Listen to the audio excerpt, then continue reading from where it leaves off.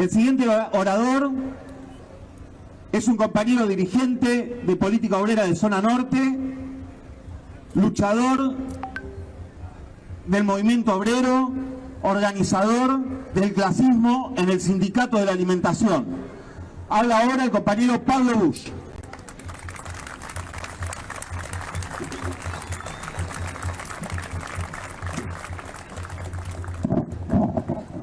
Buenas tardes, compañeras, buenas tardes, compañeros. Es un orgullo y un placer para Política Obrera y en particular para mí poder organizar este acto internacionalista de los trabajadores en el 1 de mayo. Es un orgullo especial porque hay otros que no pueden organizar el acto el 1 de mayo. Me refiero a la Central Obrera Argentina, a la CGT, que decidió convocar a su acto el 2 de mayo en el Club Defensores de Belgrano. El 2 de mayo es un día en el que los trabajadores estamos obligados a asistir a nuestros lugares de trabajo y por lo tanto estaremos impedidos de asistir al acto de la CGT.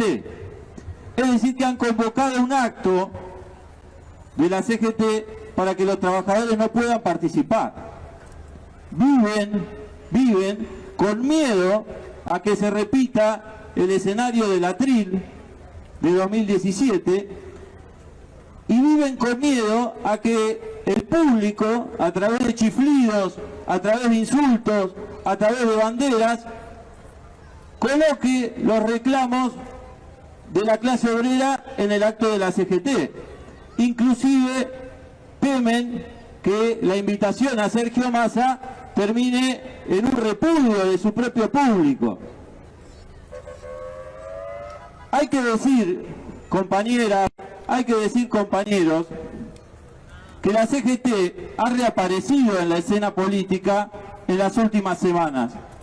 Ha reaparecido al calor del agravamiento de la crisis económica, a la corrida cambiaria, al agravamiento de la crisis social y como si fueran un cuartel de bomberos del gobierno, reaparecen a medida que las llamas se van acrecentando.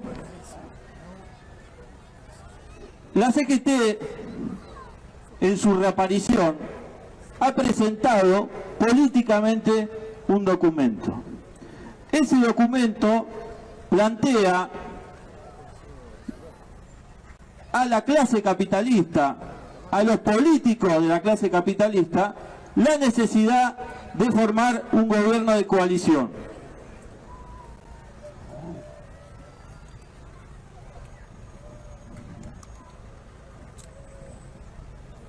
En medio de una crisis social que explota y en medio de un agravamiento de la crisis económica y demás, el llamamiento de la CGT, que es un planteo del FMI, que es recogido por la CGT, pero el contenido estratégico del llamado de la CGT a un gobierno de coalición es para cerrar filas contra la posibilidad de un ascenso obrero, de una rebelión popular o de una intervención independiente de los trabajadores. Ese es el contenido estratégico del llamado a formar una coalición y a cerrar definitivamente la grieta. Hay que decir que dentro del sindicalismo argentino actúan un montón de corrientes políticas. Ninguna de ellas ha cuestionado públicamente el documento político de la CGT. Ninguna. Ni el sindicato del subte, que recién fue criticado, ni la CONADO histórica, ni los sindicatos dirigidos por la izquierda. Nadie que dentro del sindicalismo se ha delimitado políticamente de este llamamiento de la CGT a aguantar al gobierno de Massa a que el plan Llegar se pueda llevar a cabo y a conformar una coalición en el futuro contra la rebelión popular. Una parte del texto reivindica la cuestión de la coalición, pero el texto en sí mismo, la política de la CGT es bancar el plan Llegar de Sergio Massa. ¿En qué consiste el plan Llegar de Sergio Massa para la clase obrera? ¿En qué consistió en estos últimos meses en los cuales el ministro de Economía tomó el mando del gobierno? En primer lugar, paritarias por debajo de la inflación y en cuotas que han llevado a que la mayoría de los convenios de este país estén por debajo de la canasta de pobreza, ¿no? Cristina dijo en el discurso del otro día, dijo estar horrorizada por que existan trabajadores ocupados pobres, pero es la piedra angular del gobierno de Sergio Massa que ella está promoviendo y defendiendo a rajatabla. Es decir, la depreciación del salario es el núcleo del problema. Por otro lado, el plan Massa defendido por la CGT ha llevado a un crecimiento cada vez mayor de la flexibilización laboral.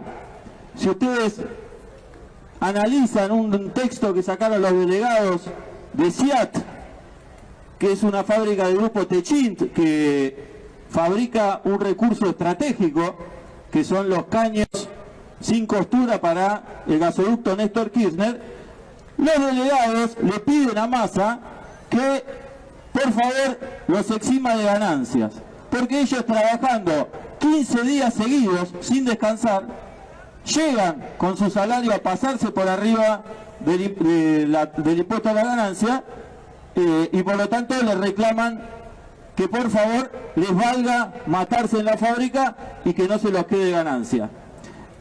Ese nivel de flexibilización laboral está instalado en todas las fábricas y va creciendo día a día, porque como los trabajadores por los convenios no llegan a los salarios de la canasta familiar, recurren a cualquier tipo de acuerdos de producción o de presentismo. El otro punto que es central en el plan Llegar y que en los últimos días han salido números que son, diría, espeluznantes, es que lo que más ha crecido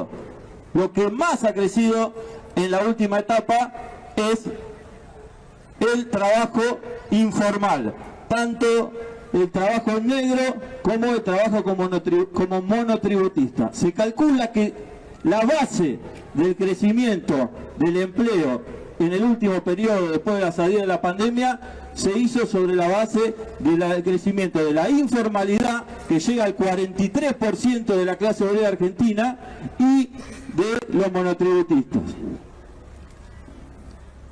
Esto que nosotros ya hemos elaborado y que hemos caracterizado como una contrarrevolución laboral, la CGT se encargó de que pase con una tasa de conflictividad baja, casi cero. Según La Nación de ayer o de anteayer, venimos de la conflictividad más baja en décadas. Andrés Rodríguez, el secretario general de UPCN, lo explicó con claridad. Dijo, si los trabajadores hacen paro, se va al demonio el plan Llegar. Se va todo, se cae todo. Ese es el núcleo político con el cual está interviniendo la CGT en la etapa política. Ahora bien, ¿por qué reaparece la CGT? Por un lado, por el agravamiento de la crisis económica, por una crisis social sin precedentes. Cuentan en un medio que se llaman entre los dirigentes de la unidad piquetera, los dirigentes sociales, con la CGT, dice, ¿está todo que explota? No, falta un poquito. Bueno, vamos a reunirnos con Massa, vamos a gestionar, vamos a actuar, vamos a intervenir, porque la situación tenemos que frenarla antes de que se desate.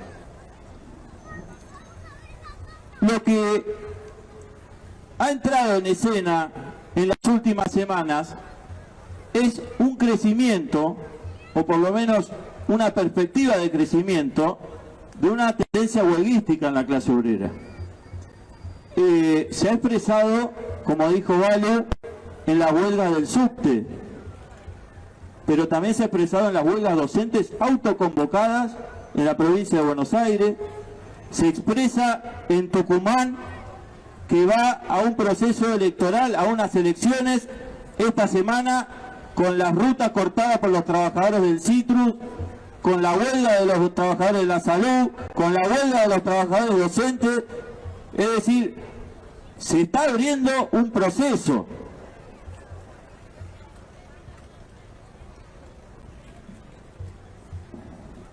En Bagley, en Córdoba, ustedes saben que es una fábrica que es, digamos, emblema para Córdoba, para la República Argentina. Es una fábrica, digamos, Arcor Bagley, es el grupo empresario argentino number one. Los trabajadores, la última vez que habían hecho paro en Bagley, recibieron descuentos de todo tipo, de premios de hora, de premios trimestrales, de premios de producción, de esto, de aquello. La patronal les mandó a decir algo así como, ustedes no paran nunca más. La semana pasada, los trabajadores de Bagley pararon contra un despido y le pidieron por favor, a la empresa que reincorpore al trabajador. Esta Bagley de la que hablo está en el centro de la ciudad de Córdoba, capital, al borde de la Ruta 9, lo que llamamos la Panamericana aquí. En Bagley, cuando la patronal respondió que no reincorporaba al despedido, los trabajadores en asamblea decidieron la huelga indefinida, la ocupación de la planta y salieron a cortar la Ruta 9 de la Panamericana. Esto, compañeros, en medio de un adelantamiento electoral de la provincia de Córdoba, es decir, en el ingreso del proceso electoral, la clase obrera cordobesa, aunque sea en una pequeña de sus porciones, entró en escena. Los delegados contaban que el mismo Schiaretti ordenó al Ministerio de Trabajo, al fiscal de la provincia y demás, a que resuelva el conflicto inmediatamente. Por eso el Ministerio tuvo que dictar la conciliación obligatoria y por eso los trabajadores tienen al trabajador adentro por ahora.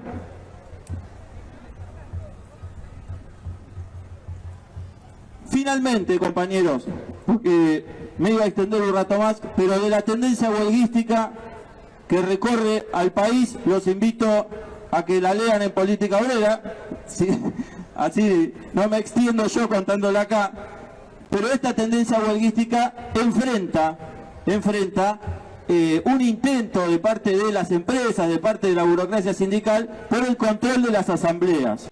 Esto es una discusión que hicimos entre trabajadores de distintas fábricas y nos encontramos con que en todas la línea de la patronal era la misma. Esta asamblea es ilegal porque no fue autorizada por la empresa. Esta huelga es ilegal porque no está convocada por el sindicato inscripto. Esta asamblea es ilegal por esto, por aquello, por otro. Los delegados de Fernet Branca enfrentan un proceso de desafuero por haber convocado una huelga y una asamblea sin la autorización de la patronal.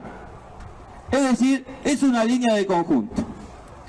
Finalmente, compañeros, todos estos procesos huelguísticos que se expresan en Beltime, en Bagley, en Tucumán, en el Citrus, en el subte, se expresarán esta semana también en la huelga de Bridgestone contra los despidos.